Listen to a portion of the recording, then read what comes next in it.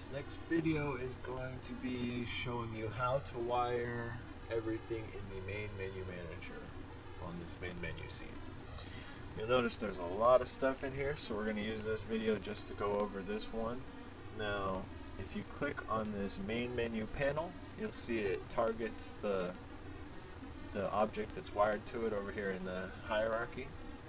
Now this brings up basically all the buttons for this main menu panel right here. If you wanted to edit any of those one by one, you can change the source image.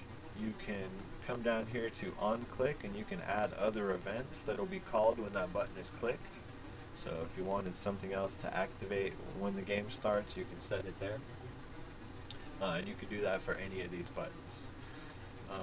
You'll notice this on click menu manager main menu UI.start game. This is what's being called when it gets clicked. So if something happens and these get wiped and you need to relink it, you'll need to add this. You just drag this main manager over, click here, main menu UI, and start game. So if you go through, you'll see where everything's linked in here. You'll notice that on the settings button there is a second object linked here. This is because we want to hide the main menu panel when the settings panel comes up, so that's what this is doing. The credits button, the quit button, that's pretty much it for that. So let's go to the next linked panel, which is the settings menu. In here you can change the buttons and everything for the settings menu. If you wanted to add new settings or alter the ones that are there, that's all done right here. If you need to look at it, just click, activate it, and you can make your changes. Now, the continue and restart buttons that are linked right here, this is for the auto hide feature. Right now, if there's no save game data for the currently selected profile, these two buttons will automatically hide and they won't show up on the menu. So if you didn't want that, you wanted them to show all the time, you can remove these two buttons from here and they will no longer hide. The credits panel has to be linked in here in the profile panel so that everything works properly.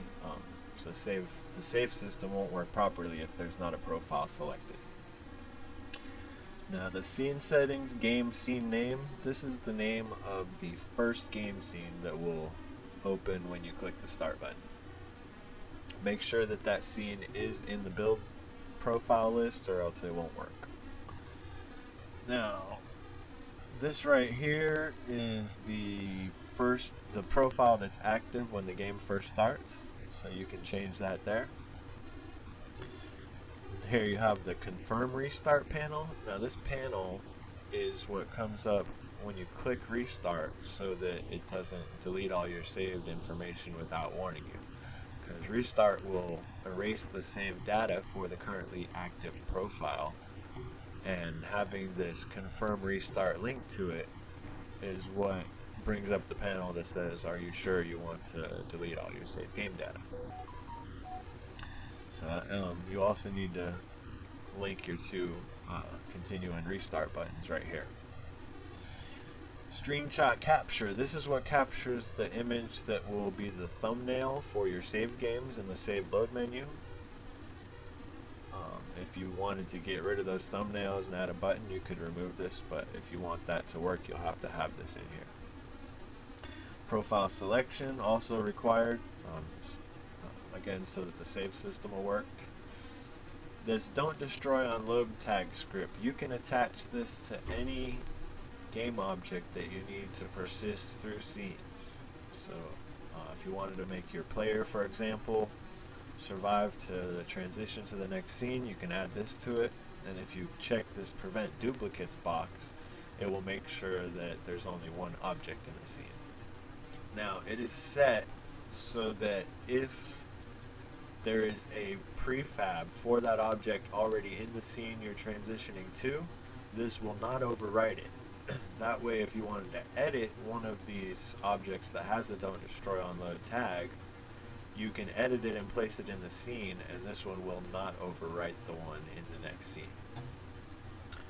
Rename profile UI. You'll need this set up so that you can rename the profiles. You'll have to link in these boxes here. Active profile display UI. This is what shows the name of the currently selected profile. Now, it currently shows on this button here, you see profile 0. Now, if you wanted to change that to have the active profile display up here instead, all you need to do is grab this text and drag that one into the box instead. Now, this confirm dialog, this is for the save load panel. If you want it to show a dialog saying, are you sure you want to overwrite your save game when you try to save over an already filled slot, then you'll have to have all this in here. So that's what that's for. These bottom two are part of the UI styler. This cursor manager, if you do select to change the image on your cursor, you can set the hotspot. If you don't like the point that's actually clicking, you can move it right here.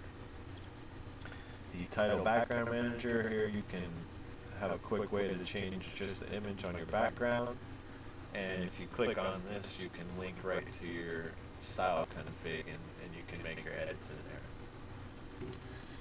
I think that's about it for the main menu manager. In the next video, I will go over the other managers. Thank you for watching and have a great day.